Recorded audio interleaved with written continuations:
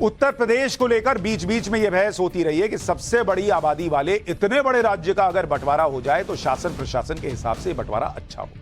लेकिन कुछ लोग इस आइडिया का समर्थन नहीं करते। सरकार भी इसे खारिज करती रही और यह बात आई गई हो जाती। लेकिन इस बार जब 2024 के लोकसभा चुनाव करीब है तो फिर से यूपी के बंटवारे की बहस उठ गई और इस बार यूपी को 2 हिस्सों में बांटने की मांग उठी। और यह मांग भी किसी और ने नहीं बल्कि बीजेपी के ही सांसद और केंद्रीय मंत्री संजीव बालियान ने उठाई। संजीव बालियान पश्चिमी यूपी के बड़े नेता हैं। उन्होंने मेरठ में अंतर्राष्ट्रीय जाट संसद के मंच से यह मांग उठा दी और कहा कि पश्चिमी यूपी को अलग राज्य बनना ही चाहिए। यही नहीं, संजीव बालियान ने मेरठ को पश्चिमी उत्तर प्रदेश की राजधानी बनाने का भी सुझाव दे दिया। संजीव बालियान ने अपनी इस मांग को पार्टी हाईकमान तक पहुंचाने की बात भी कह दी। एक बार पहले संजीव बालियान को सुन लीजिए कि उन्होंने कहा क्या है, फिर आपको बताऊंगा कि इस मांग का कैसे बीजेपी के ही नेता विरोध करने लगे और यूपी का बंटवारा करने वाले इस आइडिया का पूरा इतिहास क्या है। मैं खोल के कहता हूं हमेशा पश्चिम उत्तर प्रदेश अलग बनना चाहिए। मेरठ की राजधानी होनी चाहिए। 8 करोड़ की आबादी है, बहुत छोटे छोटे प्रदेश हैं। जिस दिन पश्चिम उत्तर प्रदेश अलग बन जाएगा ये इस देश का सबसे अच्छा प्रदेश होगा, सबसे समृद्ध। संजीव बालियान ने पश्चिमी यूपी को अलग राज्य बनाने की मांग तो उठा दी, लेकिन इस मुद्दे पर उन्हें अपनी ही पार्टी के और अपने ही इलाके से बीजेपी नेता संगीत सोम का साथ नहीं मिला। बीजेपी के पूर्व विधायक संगीत सोम ने पश्चिमी यूपी को अलग राज्य बनाने की मांग को ही गलत ठहरा दिया और कहा कि ऐसा होने पर पश्चिमी यूपी नया राज्य नहीं बल्कि मिनी पाकिस्तान बन जाएगा। सुनिए संगीत सोम क्या कह रहे हैं। कि आप जेलों में चले जाइए, आज जेलों में 50 से 60%, 70% एक ही वर्ग के लोग हैं, क्योंकि क्राइम एक ही वर्ग के लोग करते हैं ज़्यादा। आपने देखा होगा कि जितने भी पश्चिमी उत्तर प्रदेश में चाहे मुजफ्फरनगर दंगा हुआ है उसमें मर्डर किए हों, जितने मर्डर होते हैं एक ही वर्ग के लोग करते हैं अधिकतर। मैं फिर कहता हूं कि ये पश्चिमी उत्तर प्रदेश बनना मिनी पाकिस्तान बनना है। ये मिनी पाकिस्तान जैसी इसकी स्थिति बन जाएगी। इसलिए हम कभी इसके समर्थन में नहीं है कि पश्चिमी उत्तर प्रदेश अलग बने।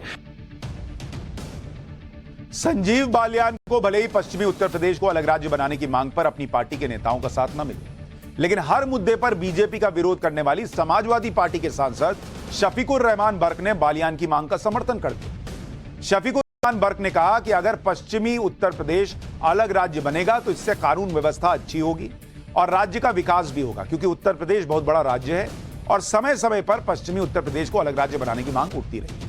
अगर यह अलग राज्य बन जाता है तो इससे विकास को गति मिलेगी। वहीं एनडीए में बीजेपी के सहयोगी और सुहेलदेव भारतीय समाज पार्टी के अध्यक्ष ओपी राजभर ने भी संजीव बालियान की मांग का समर्थन कर दिया। उन्होंने कहा कि पश्चिमी उत्तर प्रदेश ही नहीं, यूपी बहुत बड़ा राज्य है, इसे तो 4 हिस्सों में बांट देना चाहिए। अब ओपी राजभर को सुन लीजिए। ये तो लंबे समय से डिमांड चल रही है। जैसे हम लोग पूर्वांचल की मांग करते हैं, कोई बुंदेलखंड की मांग करता है, कोई हरित प्रदेश की मांग करता है। अलग अलग लोगों के जो है अलग अलग डिमांड है, वो उनकी सोच है, उनका विचार है। प्रदेश बड़ा है तो प्रदेश में बंटवारा, हम भी उसके पक्षधर हैं कि प्रदेश बड़ा प्रदेश है, उसको 4 भागों में बांट दिया जाना चाहिए। हालांकि संजीव बालियान पहले नेता नहीं है जिन्होंने पश्चिमी उत्तर प्रदेश को अलग राज्य बनाने की मांग की। इससे पहले भी कई बड़े बड़े नेता पश्चिमी यूपी को अलग राज्य बनाने की मांग करते हैं, जिनमें पश्चिमी यूपी के एक बड़े नेता अजीत सिंह का भी नाम शामिल रहा है। इसके पीछे जो तर्क हैं वो भी आपको जानने चाहिए। पहला तर्क यह दिया जाता है कि पश्चिमी यूपी की आबादी 8 करोड़ से ज्यादा है, जो देश के कई छोटे राज्यों से भी ज्यादा है। दूसरा तर्क, यूपी की कुल जीडीपी में पश्चिमी यूपी का योगदान करीब 52% है। यूपी के राजस्व में कुल योगदान करीब 70% है। यूपी के बजट में उसका हिस्सा करीब 18%। तीसरा तर्क यह है कि पश्चिमी यूपी में लोकसभा की 34 सीटें हैं और 124 विधानसभा सीटें, लेकिन यूपी सरकार में इस इलाके को पर्याप्त प्रतिनिधित्व नहीं मिल पाता। चौथा तर्क दिया जाता है कि पश्चिमी यूपी में हाईकोर्ट की कोई बेंच ही नहीं। इलाहाबाद हाईकोर्ट 720 किलोमीटर दूर है, जबकि पाकिस्तान के लाहौर हाईकोर्ट भी उससे कम यानी करीब 427 किलोमीटर पड़ता है यहां से। पांचवा तर्क यह दिया जाता है कि पश्चिमी यूपी से राजधानी लखनऊ की दूरी करीब 500 किलोमीटर है।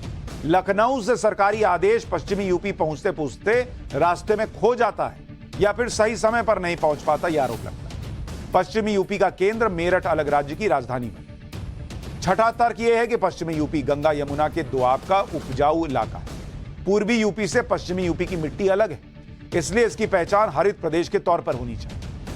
ये तर्क दिए जाते हैं क्यों पश्चिमी यूपी को अलग राज्य बना देना चाहिए। यूपी में सिर्फ पश्चिमी यूपी को अलग राज्य बनाने की ही मांग नहीं उठी, बल्कि लंबे समय से यूपी को 4 हिस्सों में बांटने की मांग उठती रही। ये 4 हिस्से कौन है वो भी आपको बता देता हूं। एक तो पूर्वांचल, दूसरा पश्चिमी उत्तर प्रदेश, तीसरा अवध प्रदेश और चौथा बुंदेलखंड। लेकिन यूपी के बंटवारे की मांग आज की नहीं है। देश के आजाद होने से ही यूपी के बंटवारे की मांग उठने लगी। बहुत बड़ा राज्य है, इसलिए भी नेहरू से लेकर अंबेडकर तक ने यूपी का बंटवारा किए जाने की वकालत की। ऐसे में यूपी के बंटवारे की मांग का इतिहास भी आपको जानना चाहिए। 1952 में लोकसभा में बोलते हुए देश के पहले प्रधानमंत्री पंडित जवाहरलाल नेहरू ने पहली बार यूपी के बंटवारे का जिक्र किया। पंडित नेहरू ने कहा कि यूपी को 4 राज्यों में बांटा जा सकता है। और फिर साल 1955 में पहली बार डॉक्टर भीमराव अंबेडकर ने यूपी को 3 हिस्सों में बांटने की मांग उठाई। उन्होंने पश्चिमी, मध्य और पूर्वी उत्तर प्रदेश राज्य बनाने की मांग की। इसके बाद लगभग हर दशक में यूपी के बंटवारे की मांग उठती रही, लेकिन साल 1991 में चौधरी अजीत सिंह ने जोरदार तरीके से पश्चिमी उत्तर प्रदेश को हरित प्रदेश बनाने की मांग उठाई। साल 2000 में झारखंड, उत्तराखंड और छत्तीसगढ़ के अलग अलग राज्य बनने पर एक बार फिर पश्चिमी यूपी को हरित प्रदेश घोषित करने की मांग गरमाई। साल 2007 में यूपी की तत्कालीन सीएम मायावती ने यूपी के बंटवारे के लिए विपक्ष का समर्थन मांगा और प्रधानमंत्री को चिट्ठी लिख दी। इस चिट्ठी में मायावती ने यूपी को 4 अलग अलग राज्यों में बांटने की सिफारिश की। इसके बाद साल 2011 में मायावती कैबिनेट ने यूपी के विभाजन को मंजूरी दे दी। यूपी को हरित प्रदेश, अवध, बुंदेलखंड और पूर्वांचल में बांटने की सिफारिश की। हालांकि उस वक्त की यूपीए सरकार ने मायावती के इस प्रस्ताव को लौटा दिया। यूपीए सरकार ने कुछ मुद्दों पर मायावती सरकार से स्थिति साफ करने के लिए कहा। इसके बाद 2012 में मायावती चुनाव हार गईं और समाजवादी पार्टी सत्ता में आ गई। समाजवादी पार्टी ने यूपी के बंटवारे के प्रस्ताव को ठंडे बस्ते में डाल दिया और अखंड उत्तर प्रदेश का नया नारा दे दिया। समय समय पर केंद्र सरकार भी इस प्रस्ताव पर सवाल उठाती रही है, क्योंकि राज्यों का बंटवारा करना कोई आसान काम नहीं होता। इसमें कई सारे मुद्दे होते हैं। संसाधनों का बंटवारा कैसे होगा, सीमाएं क्या होंगी, कर्ज का बंटवारा कैसे होगा, नौकरशाही कैसे बटेगी, ये कई मुद्दे होते हैं। और सबसे बड़ी बात कि छोटे राज्यों की वकालत करने के पीछे जो सबसे बड़ा तर्क दिया जाता है कि इससे गुड गवर्नेंस आएगा, तो उसमें यह भी देखना होगा कि इतना बड़ा राज्य योगी आदित्यनाथ ने 2017 से अच्छी तरीके से तो संभाला हुआ है। कानून व्यवस्था अच्छी चल रही है, गुंडे माफिया खत्म हो रहे हैं, विकास हो रहा है। तो फिर जब योगी हैं तो यूपी के बंटवारे का आइडिया ही मुमकिन नहीं दिखता, ये लोग